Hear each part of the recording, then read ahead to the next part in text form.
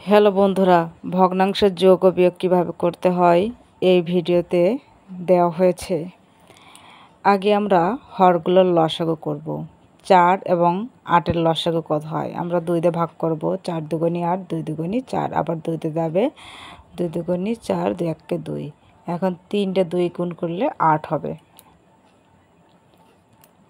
2 গুণ 2 গুণ সমান 2 দুগুণী 4, 4 দুগুণী 8। এখন এর লসাগু হলো 8। ভগ্নাংশের যোগের ক্ষেত্রে আমাদের হরতে ভাগ এবং লব্ধে গুণ করতে হয়। 8 8-এর মধ্যে একবার যায়, আর 5 5 করতে বসে গেল।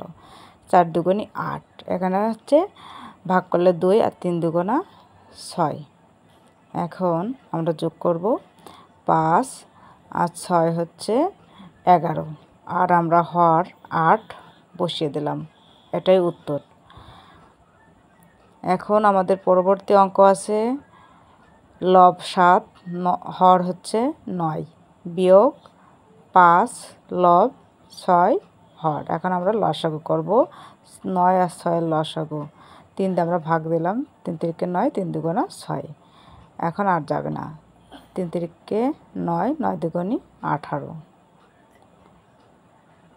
3 তিরিকে 9, 9 দুগুণী 18, তাহলে লসাগু হচ্ছে 18। এখন 9 দ্বারা আমরা 18-কে ভাগ করব, তাহলে হবে 2। 7 গুণ 2, 2টা আমরা 9 দিয়ে 18-কে ভাগ করে 2টা পেয়েছি। আবার গুণ 5 দিলাম, উপরে 5 আছে, 5 গুণ, এখন 6 দিয়ে 18 ভাগ করলে 3 6 18। হর আমরা 18 বসিয়ে দিলাম। এখন আমরা গুণ করব 7 দুগুণা 14, বিয়োগ 3 5 15। যেহেতু বড় সংখ্যার আগে বিয়োগ চিহ্ন আছে, তাই উপরে বিয়োগ করলে -1 হবে।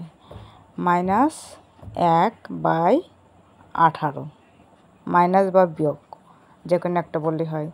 এখন পরবর্তী একটা অঙ্ক আছে 20 10/12।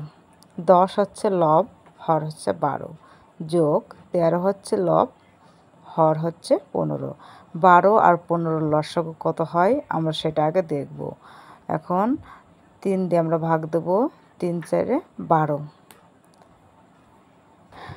3 4 12, আর 3 5 15, 3 5 15। আর যাচ্ছে না, তাই আমরা গুণ করব।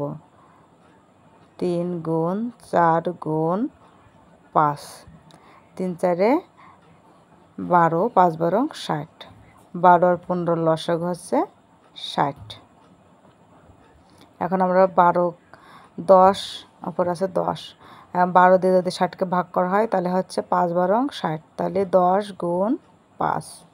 এই 5টা কোথায় পেলাম? 12 60-এর মধ্যে 5 বার যায়, তাই। এখন গুণ 15 4 4 15 60, 15-কে 15 15 দুগুণে 30, 3 15 45, 4 15 60। 13 গুণ 4।